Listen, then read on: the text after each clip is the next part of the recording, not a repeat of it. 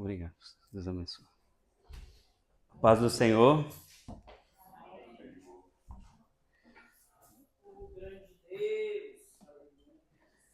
Louvado seja Deus.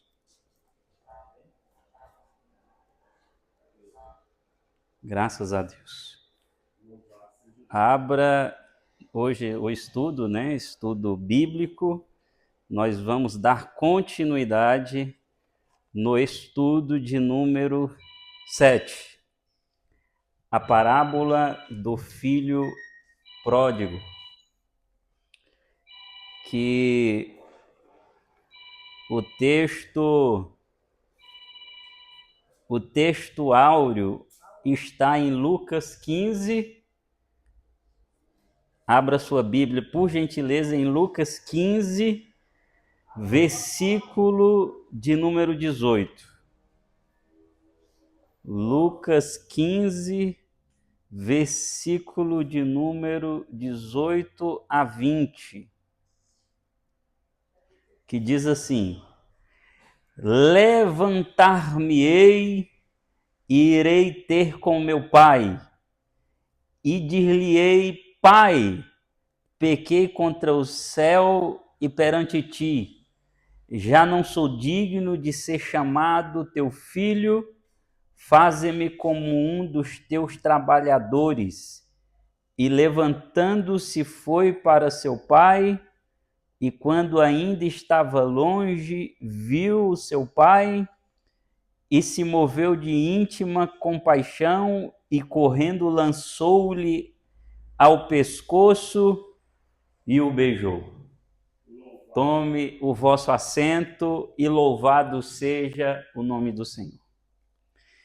Esse estudo de hoje é um estudo... Deixa eu ver aqui, só um instante. Glória a Deus. Só vou trocar os microfones aqui.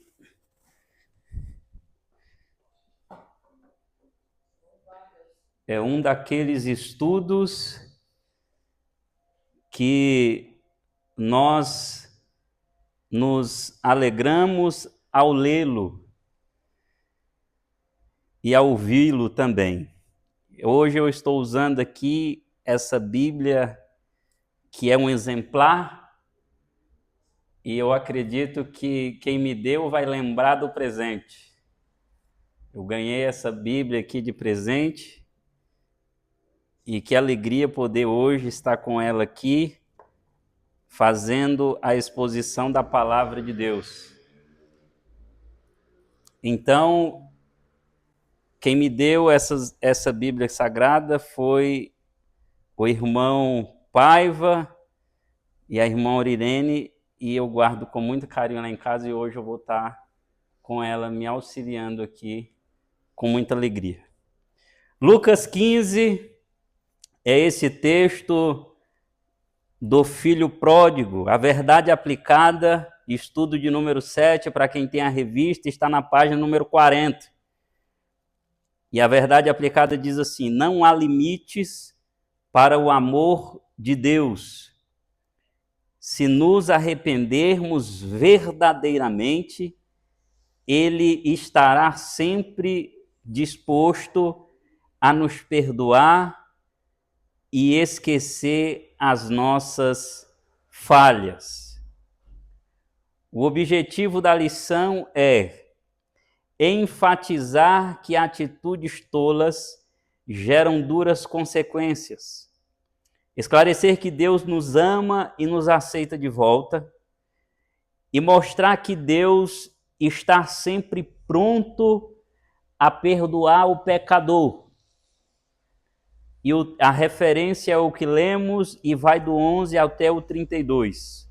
Comentário e introdução. A parábola do filho pródigo nos relata a história de um pai que tinha 2 filhos. O filho mais novo pede a sua parte na herança e vai para um país distante e gasta tudo dissolutamente, mas depois retorna para casa pobre e humilhado. E mesmo assim encontra o perdão do pai a contragosto do irmão mais velho. Ou seja, a história do filho pródigo ou a parábola nos apresenta uma família. Nos apresenta um pai que tinha 2 filhos, um mais moço e o primogênito, e o mais moço estando ali, vivendo naquele momento de bonança, tinha bens, a herança, pela vista nossa, era grande e foi repartida, e o mais moço pede ao pai a sua parte, dizendo que queria se aventurar longe da família, ou seja, longe da presença do pai. E o pai divide ou reparte essa herança. O mais velho ficou com a parte maior por conta que era estabelecida dessa forma, mas a parte menor era grande ainda, ficou com o mais novo, e ele pega a sua herança e sai da casa do seu pai. Essa é a introdução. E o primeiro ponto é a partida do filho pródigo, que diz um subtema, um sonhador inconsequente. Jesus disse que certo homem tinha 2 filhos, e o mais moço disse ao pai: dá-me a parte dos meus bens que me pertence. Ele pediu a sua parte na fazenda contra a tradição familiar. Pois se um pai tiver 2 filhos, eles herdarão a herança no momento da sua morte, mas ele a pede estando o pai ainda vivo. Sua atitude foi decepcionante, pois era como se desejasse que o pai estivesse morto. Ao fazer isto, a tradição determinava a exclusão da família. Ele perderia seu nome, sua posição e seu prestígio em casa, seria considerado morto e jamais regressaria ao lar, para ser tratado como filho novamente. Mesmo assim, almejando viver as paixões da mocidade, contra a vontade da família, o filho mais novo decidiu sair de casa sem medir as consequências, desprezando o amor do pai. Veja bem que até a gente transferir este exemplo para a nossa vida com Deus, você pode levar esse exemplo para dentro de casa. Imagina uma família. Imagina um pai com 2 filhos. E um dos filhos, e veja bem, eu quero que você volta mais um pouco para você entender. Imagina uma família. Imagina um pai com 2 filhos. E ele cria os filhos dando do bom e do melhor. Ou, melhor dizendo, fazendo todo o empenho para dar aquilo que os filhos precisam. Muito carinho, muito zelo, muita dedicação, não deixando lhes faltar nada. E quando eles já estão moço, um dos 2, imagina o cenário, você com esses 2 filhos, e um dos seus filhos, olha para você e diz: pai, eu quero agora que o senhor venda os carros que temos, eu quero que agora o senhor venda 1 ou 2 das casas que nós temos também, eu quero que o senhor pegue o dinheiro que está no banco, eu quero que o senhor junta tudo que a nossa família tem, eu quero que o senhor divide, passe a minha parte da herança, que eu estou indo embora de casa.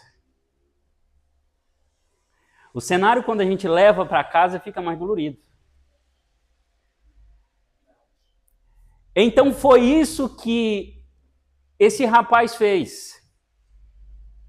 Mas eu vejo aqui um pai muito zeloso. eu vejo aqui um pai muito sábio, um pai cheio de discernimento, de inteligência, maturidade, de ele olhar para o filho e não confrontar o filho. Ele não olha para o filho e ele não xinga o filho, ele não confronta o filho. Ele não é agressivo com o filho. Ele não ameaça o filho, ele não faz nada disso. Pela sabedoria e a experiência do pai, ele olha para aquela situação, sabendo o que ia acontecer com ele, reparte, sem briga, e passa a parte do mais novo e diz para ele em pensamento: pode ir, porque eu sei o que lhe vai acontecer e eu estou pronto para quando você voltar. Pensa num pai cheio de sabedoria. Porque se você levar esse exemplo para casa de novo, você vai ver um pai ou uma mãe xingando o filho, ameaçando o filho, sendo agressivo com o filho, deixando o filho com mais ira ainda diante desse pedido. Você pode levar para qualquer cenário que você vai ver isso acontecer. Mas nós estamos falando de um pai que tem sabedoria, ou seja, um pai que tem todo o discernimento. Então, o próximo tópico é um desperdiçador, que é um tópico 1.2, dos bens da família. Olha só o que diz. E o pai dividiu entre eles os seus bens. Dias depois, o filho mais novo reuniu a sua fortuna e foi para um país distante, onde desperdiçou tudo vivendo na libertinagem. E vindo uma grande escassez de víveres naquele país, para não morrer de fome, o filho pródigo, arranjou emprego para cuidar de porcos, mas nem a comida deles o deixaram comer. Ou seja, ele pegou todo aquele dinheiro e ele acabou com tudo. É isso que faz não só moço, mas todo aquele que não tem discernimento e nem sabedoria. Tudo que ele pega, ele acaba. E acaba com aquilo que não é correto, ou seja, fazendo o que é errado. Esta é a imagem daquele que recusa o amor de Deus e abandona a sua casa para se entregar, página de número 42, aos prazeres mundanos. O diabo seduz e pinta-lhe um quadro de vantagens que depois lhe resultarão em fracasso e perdição, pois não há lugar no mundo onde se possa viver seguro e feliz, estando desviado da presença de Deus. Não temos nenhum outro bem além do Senhor. O comentarista já faz aqui uma ponte aérea e já sai do exemplo familiar e já traz para o exemplo espiritual, que é o que nós estamos aqui hoje. Ele já diz que não tem como viver seguro e feliz estando desviado da presença de Deus. E é verdade. Porque não é difícil você ver isso lá fora. Mas não pode ser visto isso aqui dentro. Aqui dentro não pode ser visto isso e nós vamos ver mais para frente sobre isso. Nós vemos isso lá fora, ou seja, uma vida ou um viver seguro e feliz, estando desviado da presença de Deus. Lá fora não tem como.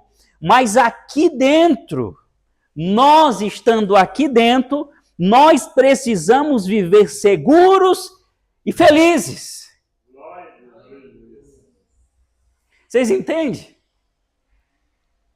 Quem está desviado, ou seja, quem está lá fora, não tem possibilidade de andar seguro e feliz. Coloca 2 Pedro, capítulo de número 2, versículo de número 21. Já está aí. Porque melhor lhes fora não conhecerem o caminho da justiça, do que conhecendo-o desviarem-se do santo mandamento que lhes fora dado. Deste modo, sobreveio-lhes o que por um verdadeiro provérbio se diz: o cão voltou ao seu próprio vômito, a porca lavada ao espojadouro de lama. Eu, no meu primeiro ano de crente, porque tem coisas na trajetória de crente que vai ficando marcado e você não esquece mais. E no meu primeiro ano de crente, eu lembro que eu saía de casa, do trabalho, desesperado, indo para casa na hora do almoço. E quando eu chegava em casa, eu trancava o quarto e me jogava no chão e começava a chorar. O meu pedido era: Senhor, me ajuda, porque senão eu não vou conseguir continuar na tua presença. Eu não quero recuar e nem desviar. Me ajuda. Você acha que foi só no meu primeiro ano de crente? É todo dia. Eu me pego falando com Deus: me ajude. Não permita eu recuar, é o que o texto está falando. Não permita, porque diz: o cão voltou ao seu próprio vômito. Eu não quero. E eu acredito que nenhum de nós queremos.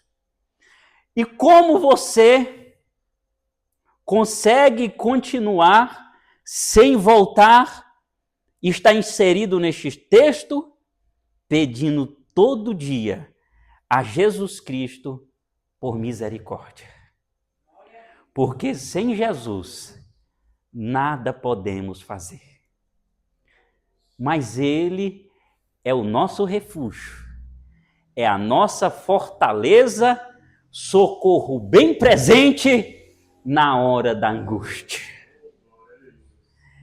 Se você se jogar nos pés de Jesus, eu afirmo, você não vai voltar, você não vai recuar, porque o Senhor Jesus vai lhe dar força para você continuar firme.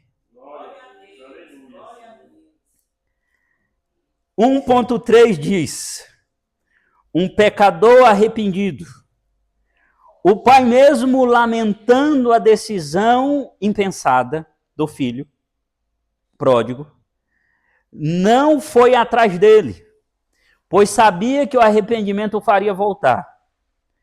Caindo em si, o filho que em sua vida devassa estava fora de si, passou após a queda a ser tocado pelas dores e aflições, lembrando-se da casa do pai. Acontece mesmo. Ele aprendeu da mesma maneira, mais amarga, que o caminho dos prevaricadores é áspero, e que tribulações e angústia vêm sobre todo aquele que se afasta de Deus. Provérbios 13:15. Veja bem. O bom entendimento da graça, mas o caminho dos prevaricadores é áspero. A ilusão dos prazeres se foi quando a miséria bateu à porta. E ele se arrependeu profundamente de seus pecados. O plano de Deus é restaurar todas as coisas, inclusive a nossa comunhão com Ele. Assim como o filho pródigo, todos nós estávamos perdidos, mas fomos restaurados pelo arrependimento. Coloque, por gentileza, Atos, capítulo de número 3, versículo de número 19. Atos 3, versículo de número 19, que diz: arrependei-vos, pois, e convertei-vos para que sejam apagados os vossos pecados e venham assim os tempos do refrigério pela presença do Senhor. Olha só, ele usa 2 exemplos para nós. O primeiro foi de 2 Pedro, capítulo de número 2. O texto de 2 Pedro diz que aquele que foi limpo, aquele que foi lavado e remido, ele sai da casa do Pai, ele volta novamente. Coloca de novo, só para a gente entender o raciocínio, irmão Ismael, 2 Pedro, capítulo número 2, versículo número 22. Pode passar para o próximo, 22. O cão voltou ao seu próprio vômito. Aqui nós já estamos limpos. Nós estamos lavados e saímos da presença do Senhor, e o texto diz que é como o cão que volta para o seu próprio vômito. O texto que ele está usando agora de Atos, capítulo de número 3, versículo número 21, e Atos, capítulo de número 3, versículo de número 19, é o que ele está dizendo que todos nós estávamos perdidos. Todos nós precisávamos de ser restaurados, mas o Senhor nos encontrou, ou melhor dizendo, nós encontramos Jesus, e o texto de Atos, capítulo número 3 e versículo de número 19, diz que aquele que se arrepende, arrependei-vos, coloca de novo, por gentileza, pois e convertei-vos para que sejam apagados os vossos pecados e venham assim os tempos do refrigério pela presença do Senhor.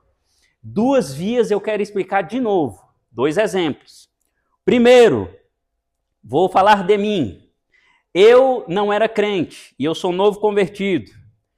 Eu não era crente e alguém falou de Jesus para mim. Falou a palavra do Senhor para mim. O que eu fiz? Eu me arrependi e eu me converti. E os pecados foram apagados por causa do sacrifício de Jesus Cristo na cruz. E os tempos do refrigério pela presença do Senhor chegou. Primeiro exemplo. Aí, o segundo exemplo que ele usa é eu estando nessa posição que eu estou. Eu largo tudo, irmão Ismael, e volto para o mundo. Aí ele usa o exemplo de como depois de eu ser lavado e banhado e remido pelo sangue de Jesus, eu volto para o antigo modelo. Júnior, mas se isso acontecer, já era negativo. Porque o filho pródigo é o exemplo. Ele estava na casa do pai e ele sai da casa do pai para viver uma vida de libertinagem. Mas no momento que ele cai em si, ele fala: eu vou voltar para a casa do meu pai. E toda vez que aquele que erra e caindo em si fala: eu vou voltar para a casa do meu pai, Jesus Cristo já está esperando ele de braços abertos.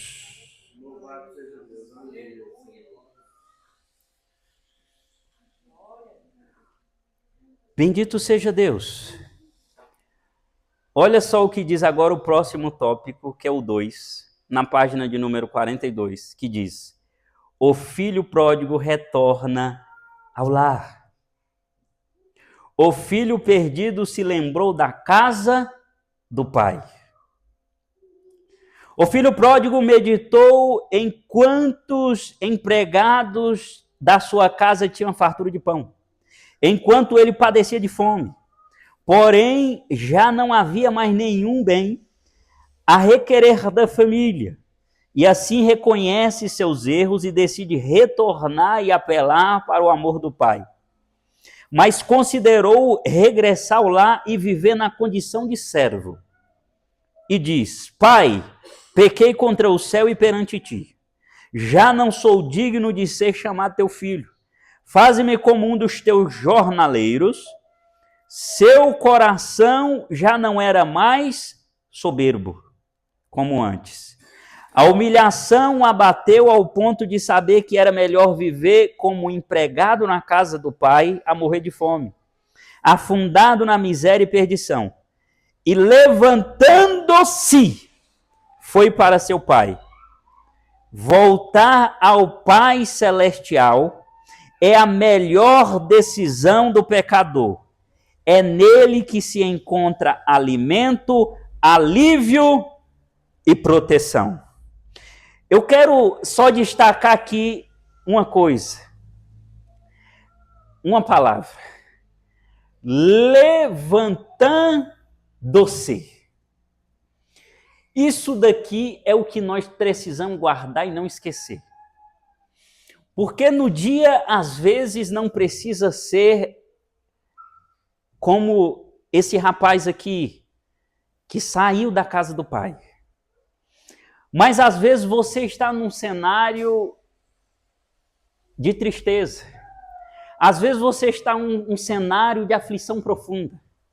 Às vezes você está em um cenário que o momento difícil, as complicações do dia a dia, os obstáculos te alcançou de uma tal maneira que você fica prostrado, que você fica caído.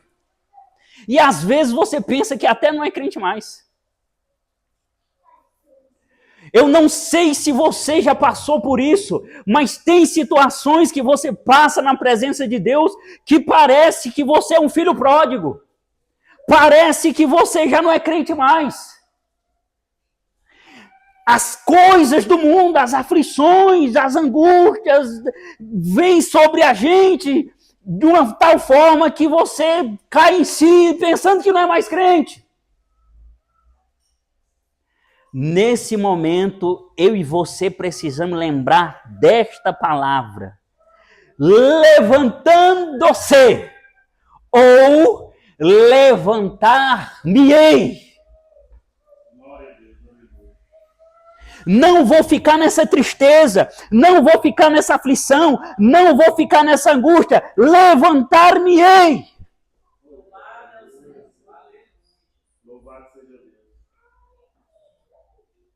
E toda vez que nós dizemos isto, o Senhor está do lado, como sempre está. Às vezes nós não percebemos, mas o Senhor nunca nos abandona. O Senhor nunca nos abandona. Ele sempre está conosco. Sabe por quê? Porque eu e você tememos a Deus. E o Salmo de número 34, Salmos 34, versículo número 7, nos garante isso. Que o anjo do Senhor acampa-se ao redor do que os teme e os livra.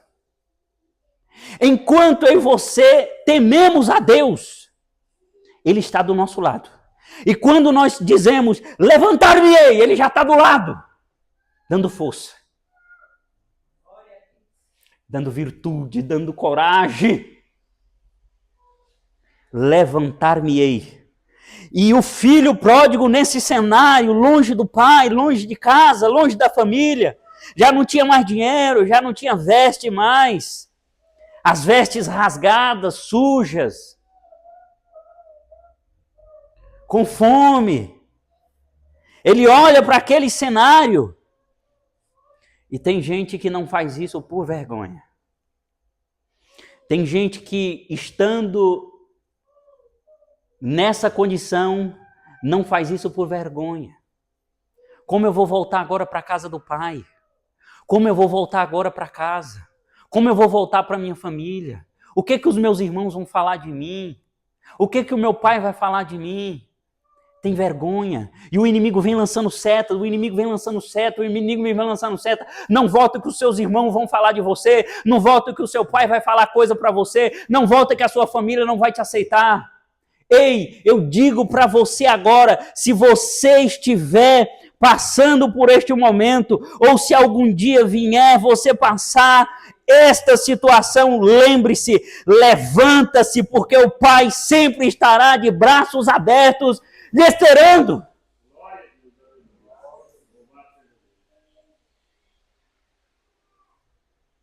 Sempre estará pronto para perdoar, com amor incondicional. Amor incondicional. 2.2 diz a busca do pai pelo filho perdido. O pai sabia que em algum momento o filho perderia todos os seus recursos. E por isso estava sempre à sua espera. Viu ainda de longe. Em vez de guardar rancor pela loucura do filho, o pai aguardava ansiosamente o seu retorno. Eu quero voltar aqui só nessa palavra também. Nesta frase, em vez de guardar rancor pela loucura do filho.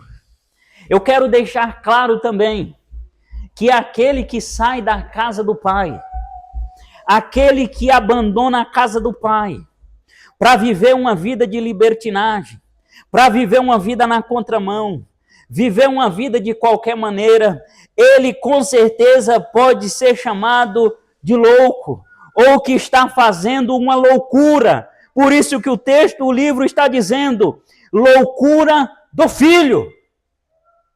De fato é uma loucura. Sair da presença do pai, sair da casa do pai é uma loucura.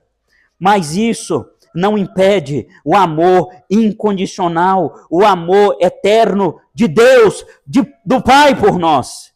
De longe ele reconheceu o rapaz, pobre, descalço, maltrapilho e derrotado, mas ainda assim o via como seu filho.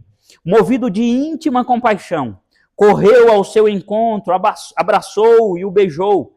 Aqui Jesus revela o imenso amor de Deus e a alegria que ele sente pelo nosso retorno. Ele afirma que a festa no céu por um pecador que se arrepende. Quando estávamos destruídos e afastados de Deus, ele nos amou entregando o seu filho para morrer em nosso lugar, mesmo quando éramos merecedores da pena de morte. Romanos capítulo de número 5, versículo de número 8. Mas Deus prova o seu amor para conosco em que Cristo morreu por nós, sendo nós ainda pecadores. Salmos 103, versículo de número 13. E bendito seja o nome santo do Senhor. Como um pai se compadece de seus filhos, assim o Senhor se compadece daqueles que o temem. Louvado seja Deus. O Senhor, Ele conhece o nosso coração. O Senhor, Ele sabe de tudo que pensamos e fazemos. Quando Ele olha para nós, lá do céu, e vê nós com empenho, irmão Ismael, com dedicação, com tanto esforço para estar na presença dele. E ele vê que o mundo nos cerca de tantas coisas, tantas propostas tentando nos tirar da presença dele. E em algum momento, quando acontece isso que aconteceu com o filho pródigo, ele já está olhando para nós com compaixão, com amor.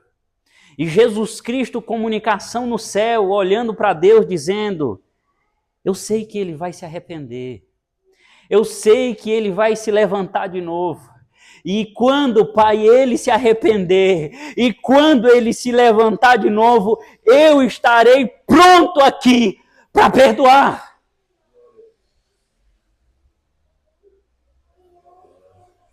Amor incondicional. Amor incondicional. Amor incondicional. Nós nunca iremos entender isso. Eu e você nunca iremos entender o que significa amor incondicional de Deus. Porque enquanto nós ainda nesse corpo, enquanto ainda nós como seres humanos e falhos, nós olhamos para certas situações, para certas circunstâncias, e dizemos, aí não tem jeito mais. Já era.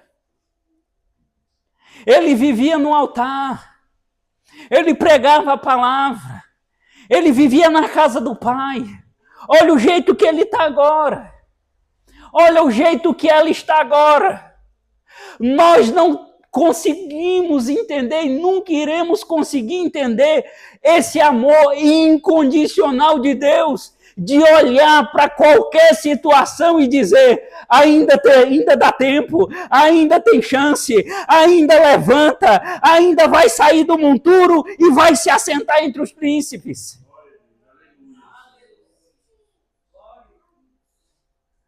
Porque se eu e você dissermos que nunca passou na nossa mente ou em nosso coração, depois de ver alguém numa situação difícil e extrema, não passar em nossa mente e dizer, já era. Se nós dissermos, nós somos mentirosos. Mas o Senhor não pensa como nós. Porque o Senhor, Ele é perfeito, Ele é eterno, Ele é longânimo, Ele é poderoso para fazer muito mais, abundantemente mais, daquilo que nós pedimos ou pensamos. Pois eu não sei qual é o seu cenário. Ou eu não sei qual é o cenário de alguém que você conheça lá fora. Ou alguém que você viu lá fora. Você e eu nunca podemos dizer, não tem jeito mais. Porque aonde eu e você olhamos e dizemos, não tem jeito mais, Deus já está olhando e dizendo, vou levantar, vou fazer um servo, um vaso precioso em minhas mãos e o meu nome será glorificado através da vida dele.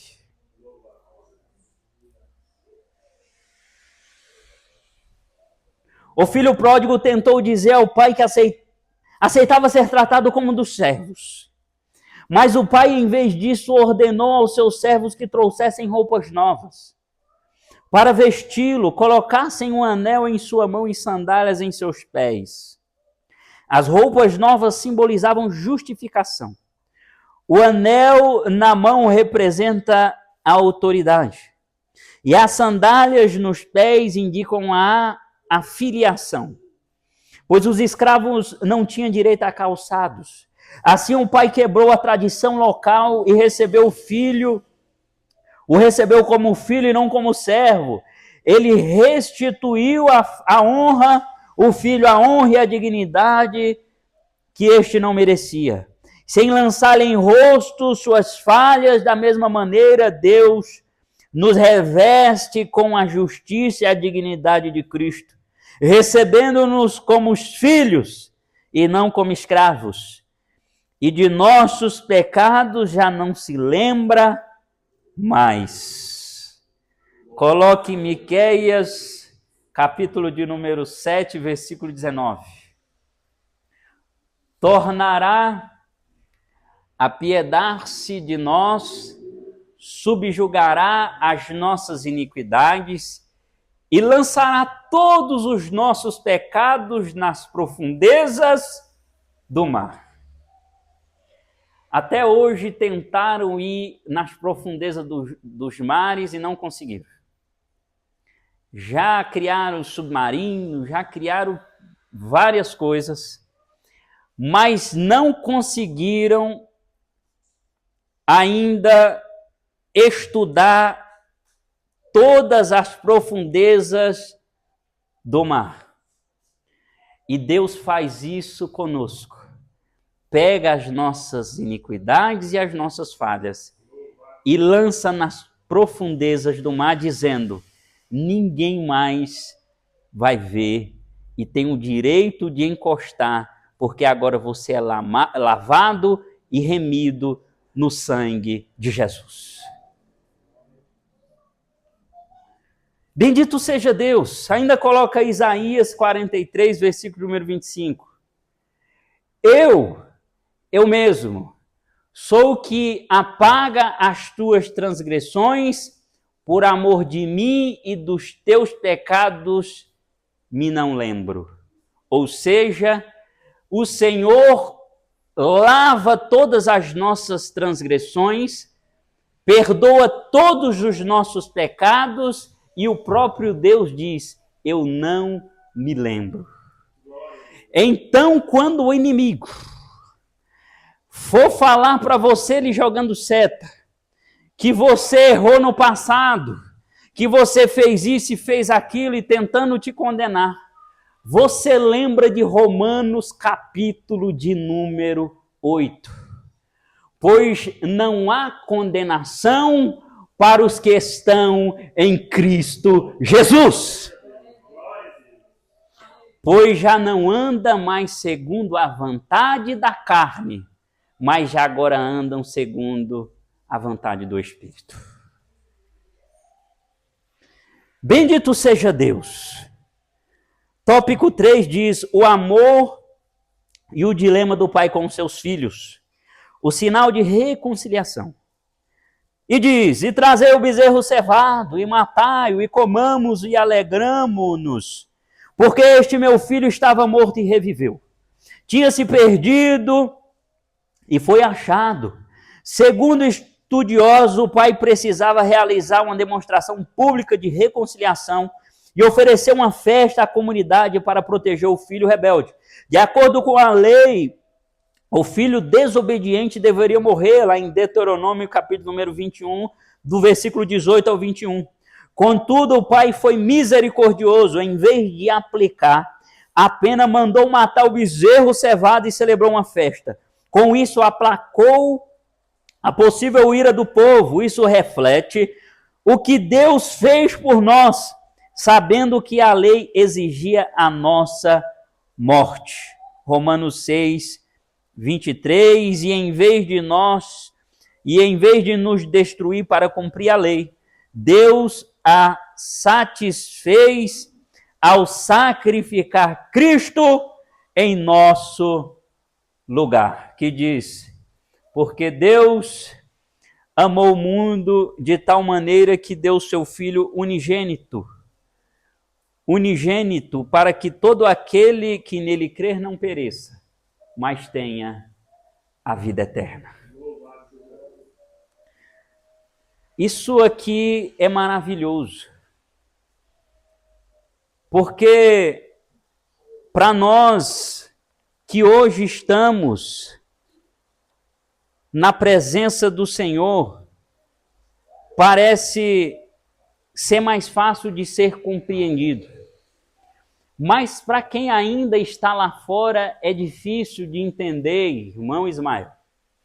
E toda vez que eu vou orar, eu tento lembrar e tento agradecer a Deus por Ele ter colocado em mim fé, por Ele ter colocado em mim temor e esperança.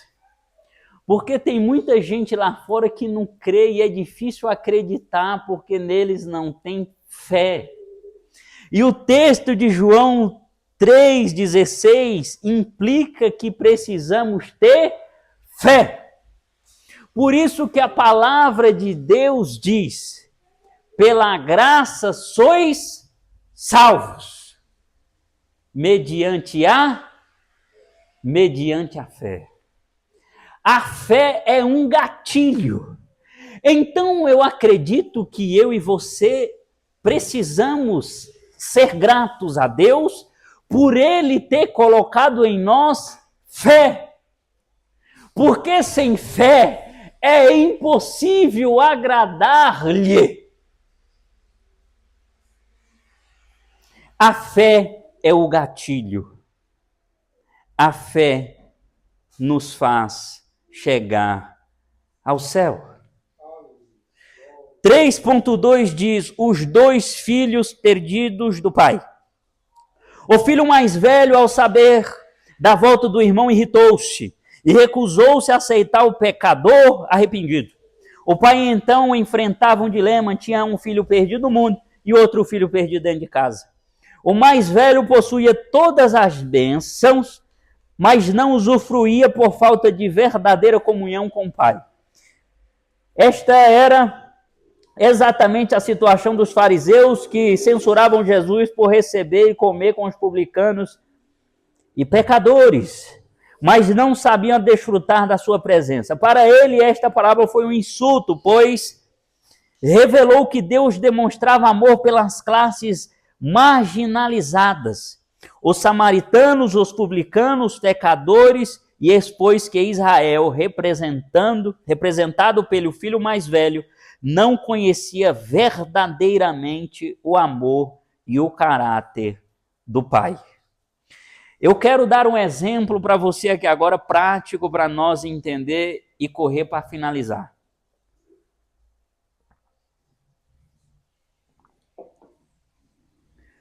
Tem filho que está na casa do pai, mas não sabe desfrutar dos bens e das bênçãos que o pai já entregou em suas mãos.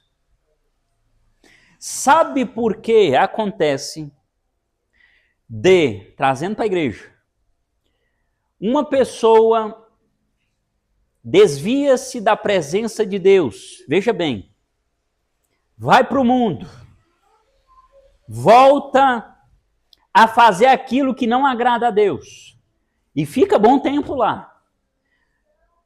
E os outros filhos continuam na presença do pai. Um filho está longe, os outros filhos estão na presença do pai. E quando aquele filho que estava longe se arrepende e volta para a presença do pai, e chega aqui, o pai, eu vou colocar o pai aqui como pastor da igreja para vocês entenderem o raciocínio. O pastor da igreja, vendo aquela ovelha que estava longe, voltou. Abraça, beija, dá atenção, dá carinho. Filho, sente aqui na frente. Meu filho, pega ele, senta, conversa no canto. Dá atenção maior para ele. E o outro filho que ficou em casa, na presença do pai, fica de bico emburrado? Porque enquanto o filho que estava longe, estava lá na contramão, ele aqui dentro da casa do pai, ele não aproveitava a presença do pai, ele não aproveitava tudo que tinha aqui. É por isso que quando o outro volta e começa a receber, ele fica de bico. Não entendeu? Vou falar de novo. Vou usar o pastor para você entender o raciocínio. O pastor da igreja está aqui, mas tem ovelha que nunca deu um abraço no pastor. Mas tem ovelha que nunca deu um beijo no pastor. Tem ovelha que nunca elogiou o pastor. Tem ovelha que nunca parou para conversar com o pastor. Mas quando a ovelha que está longe volta e o pastor dá atenção para aquela ovelha, dá beijo e a ovelha abraça o pastor e conversa, e dá beijo e conversa mais e abraça, o outro fica de bico e fica com raiva. Então, porque enquanto você não está na presença do pai, estou usando o pastor, exemplo fácil para você entender. Porque como você diz que ama a Deus, que não vê, sem que você não ama o seu irmão que você está vendo. Exemplo prático, só para você entender. Então, às vezes, nós estamos na casa do Pai, nós temos a comunhão com o Pai, temos a presença do Pai, as bênçãos do Pai estão sobre nós, e nós não desfrutamos isso. Mas se chegar alguém que está lá fora, se chegar alguém que estava perdido, se chegar alguém que estava disperso, e ele chega, e se o pai dá atenção para ele, vou melhorar, estava disperso, o filho já está dentro da casa do pai, o outro estava longe, estava na contramão da lei, estava na contramão da vontade do pai, mas se arrepende, volta e vem para a casa do pai, chega aqui, o pai derrama as bênçãos sobre ele, dá ministério, dá consagração, dá dons celestiais, e o outro fica de bico dentro de casa, porque não aproveitou e não aproveita enquanto está na presença de Deus.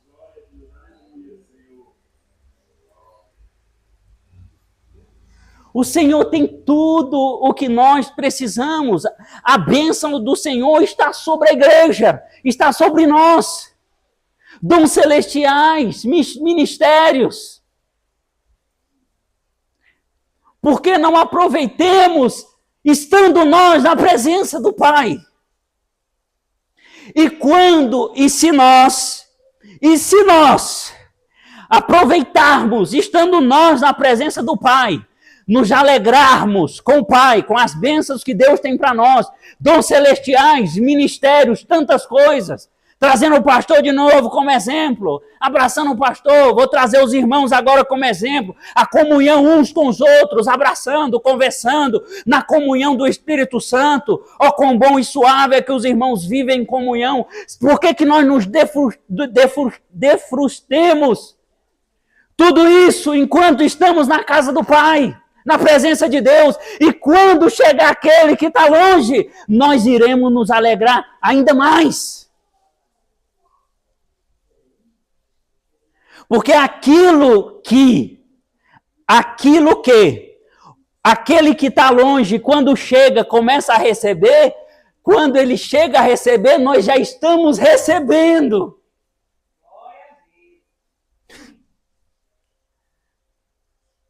Quando o que está longe volta e começa a receber vestes limpas, anel de autoridade, mata um cevado, vamos celebrar. Isso nós já estamos tendo, tem tempo. Nós já estamos com as nossas vestes lavadas e remidas no sangue de Jesus. Nós já temos autoridade pelo nome do Senhor.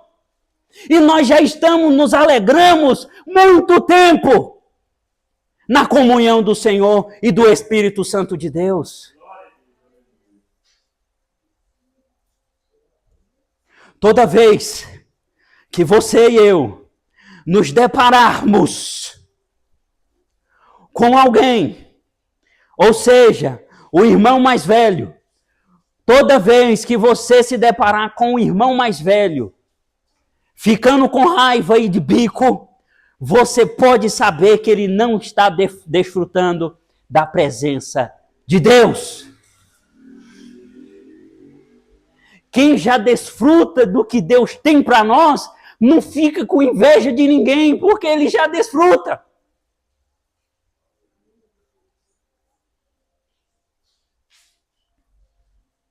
Louvado seja Deus.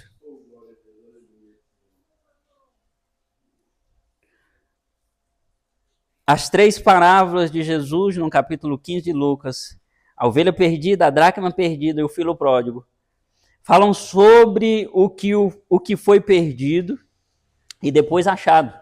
Elas apresentam um só tema: o Filho do Homem veio buscar e salvar os perdidos.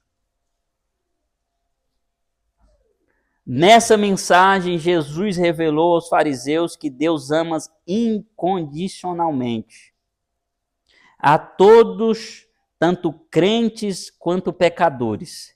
Ele ensinou que se os pecadores, publicanos e meretrizes decidirem voltar-se para Deus, serão recebidos de braços abertos.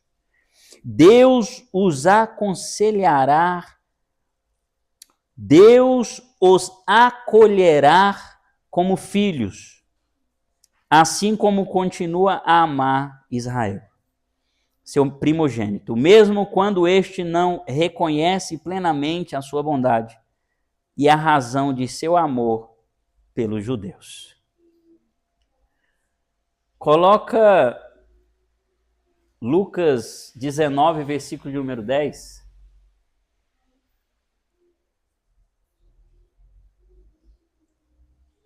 Lucas 19, 10 diz: porque o Filho do Homem veio buscar e salvar o que se havia perdido. Coloque agora 1 Timóteo 1, capítulo 1, versículo número 15. Esta é uma palavra fiel e digna de toda aceitação, que Cristo Jesus veio ao mundo para salvar os pecadores, dos quais eu sou o principal. E coloca Tito, capítulo de número 2, versículo de número 11. Se a gente olhar para isso, a gente fica sendo pessoas melhores. Porque a graça de Deus se há manifestado, trazendo salvação a todos os homens. Se a gente lembrar do versículo anterior, que o apóstolo Paulo diz bem assim: dos quais eu sou o principal. Lembra disso toda vez? Eu e você, ou qualquer crente, deve lembrar disso aqui, ó. Veio salvar os pecadores, dos quais eu sou o principal. Você tem que olhar para você, e eu também, olhar para mim, que nós, ou eu, falando melhor dizendo, eu era o mais pecador. Quando você olha e pensa dessa forma, você vai olhar com mais amor para o próximo, com mais humildade. Assim como o pai desta parábola, Deus jamais se esquece dos seus filhos. Isaías 49, versículo número 15.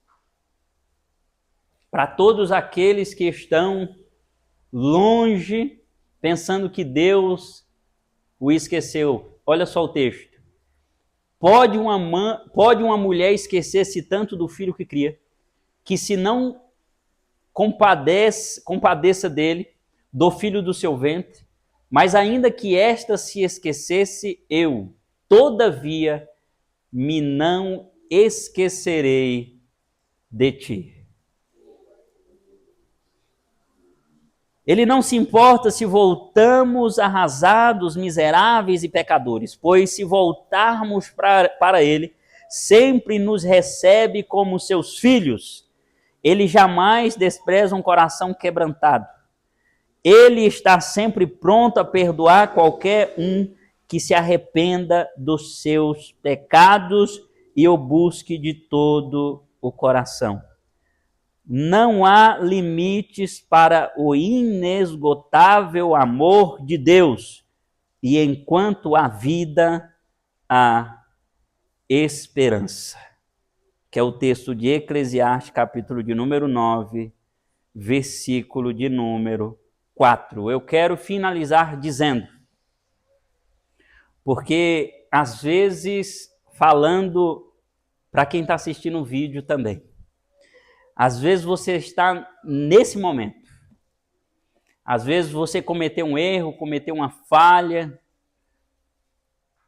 distanciou de Deus, saiu da casa do Pai e está pensando que não tem jeito mais.